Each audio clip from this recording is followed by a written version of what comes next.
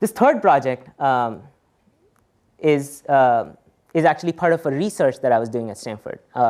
And so when I came here in 2008, I had just come from India directly, and I had no scholarship or any kind of grant.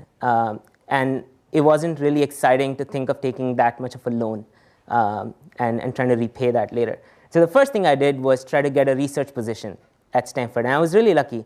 I did this project in the radiology department, and it was a really, really cool project. It was about using image processing on scans to detect the type of breast cancer.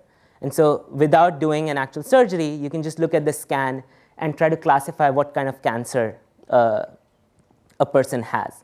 And so initially, it was a really exciting project. But throughout my first year, kind of towards the end, I got slightly bored of the project.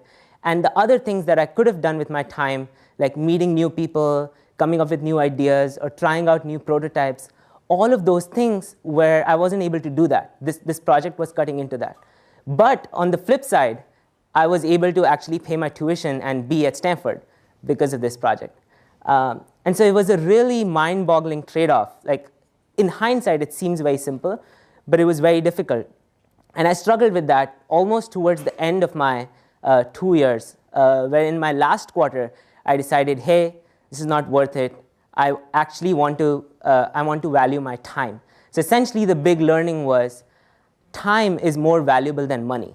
And so I took all of the earnings that I had. It was about $5,000 to $6,000, and spent it on tuition, food, rent, and basically spent that money on that D-School class that we started Pulse.